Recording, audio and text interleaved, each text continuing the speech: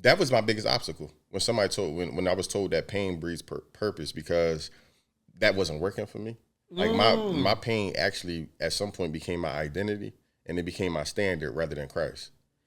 Okay. So talk more when you say pain became your standard. Like you was just living through pain. I was living through pain. Fueled me. Pain is what made me go to the gym.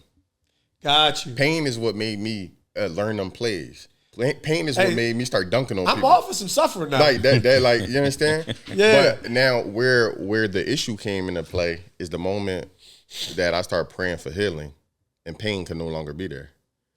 So when pain wasn't my like my standard no more, and God started to heal me, then I had nothing to go off of.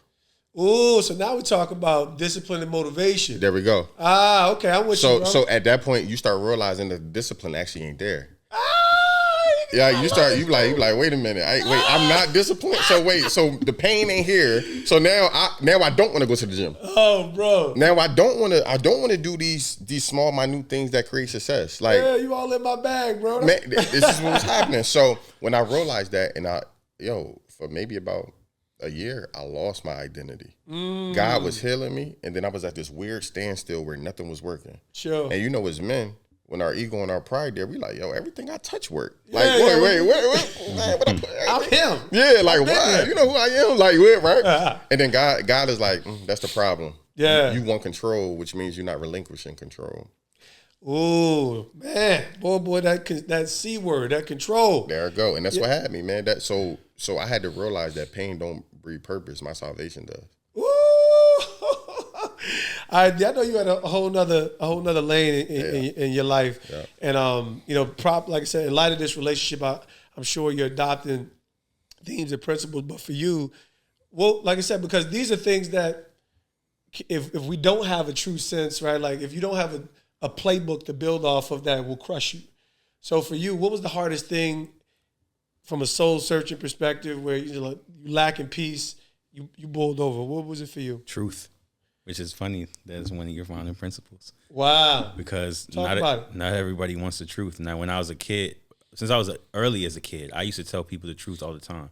I have stories upon stories. We were just together at a family outing, and for my uncle's birthday, and they were telling stories about how ever since I was a kid, I used to tell people the truth. So some guy came to the door. It was a bill person trying to my family, and I went to the door as a little kid and be like, they all back there, they don't want to speak to you. Yeah. And I had a story. I told it was a close friend of the family. He was messing with this woman. And I was young, and I said, I looked him in his face, and my grandma was there, and I was like, don't marry her. She's gonna ruin your life. And I was a young kid. I had to be like 8. So you told her you're gonna ruin your life. Yeah, she's gonna not just don't marry. You're gonna tell her why. She's gonna ruin you. And he came back, and that's what she did. He kept the kids from her, everything you could think about. Ruined his life. He can't stand that woman to this day. But that's my thing, is that when I was younger, and to this day, when I'm not perfect in it, but I think my situation is the truth. Like I'm a very blunt person. I'm the black sheep of my family. I tell the hard truths when it doesn't want to be heard. I even had my aunt is like a very close person to me. Okay. Like, she in my mind, she tries to step up for like her sister and tries to do things to advocate and do things for me on that side. But even her, I told her, we've gotten to many arguments, and I said, because she wants things to be sugar-coated, and I'm just not that way. So I said, listen, I'm your nephew, and I love you. But that's the one thing. If you don't want to speak to me because of that, I can totally understand it. I've lost people in the past, but I won't sugarcoat things for you. Sure. And that's where I think it comes from me, from my relationships to my friendships.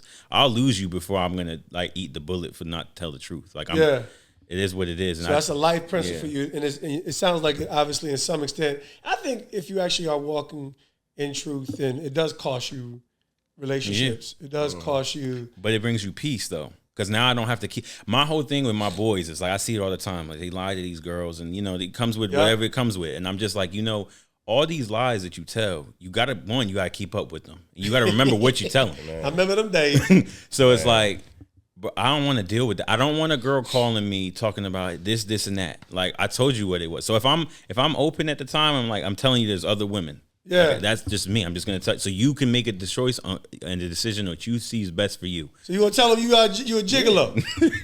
You gonna tell him you out here in these streets? That's what it sounds like, right? But listen, if at that point, it's the truth. No, The truth. Yeah, at that point in time, if I'm going around and I'm seeking other women, that's what I'm gonna do. Yeah, now, but you're gonna be honest. So I'm gonna be honest. So you can make the full choice. I don't want you calling me or showing up at 3:00 in the morning or doing something crazy because I got you in the front. And I tell these girls all the time, like, I told you what it was, and I always revisit conversations. I do this with my kids. Sure. I always revisit the conversation. How old are your kids? No, like I mean, like my kids that I counsel. Okay, because neither one of y'all have. But I always revisit. I think it's always important to revisit conversations. Never leave things up in the air. That's good. Because now that's people, actually a good bar right there. Because people like to. You can make up your own narrative from that. Especially like relationships. Oh, I feel like it's going this way. And that all her girls are like, that's your man, girl. That's your man. Yeah. I didn't tell you was my girl. Yeah.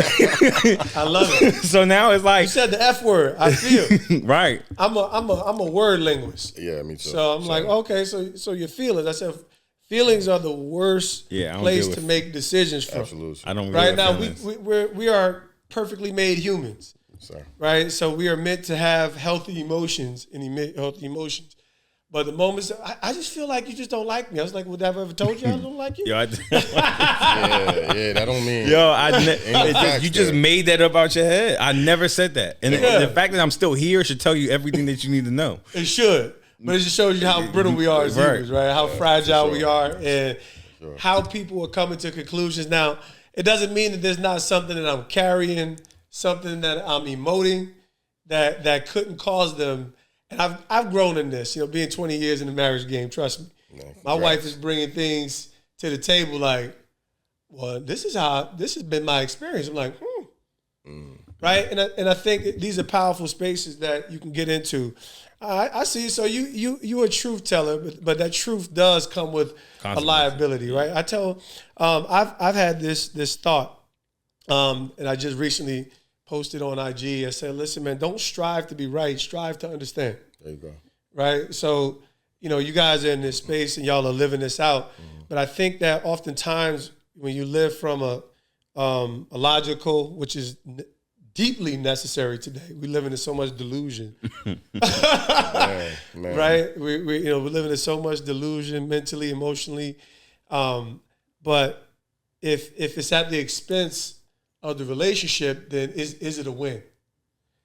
Have y'all ever thought about that? Because y'all are in this space where it's all about people. Yeah, definitely. But you can't expend truth. So what has been y'all experience, right? Like, because it sounds like, hey man, like everybody's trying to figure it out, right? In general. It's a two-pronged process for me. So when I'm dealing with people, it's a different space. When I'm dealing with personal relationships, that's where it will burn out. So my logic will kill my personal relationships. When I'm dealing with someone on a one-on-one basis, though, it's never what I want for you. So you get back in the servant lane. So it's a different frame. It's a different hat. Gotcha. So it's like I never pronounce or put on someone what I want or their expectations. I don't set expectations with people. Someone comes in, we're gonna work through what you want, and I'm not gonna have like, well, let's say you want to quit drinking, sure, and you're drinking and you did 6 months and you fell back into it. I'm not gonna judge you for your. I'm gonna tell you. So where are we going from here? Sure. Was it worth the drink? Was the situation worth it? Do you want to revisit your old ways of thinking, or do we need to change what made you get into it again? Versus, man, you disappointed me. What's going on? Like, how did you failed? Yeah. Like, you don't fail. You just have to reset. Maybe what was going on was worth that drink. Now we have to reset it to make sure you're not in that predicament again. Sure. Where we have to do to frame it.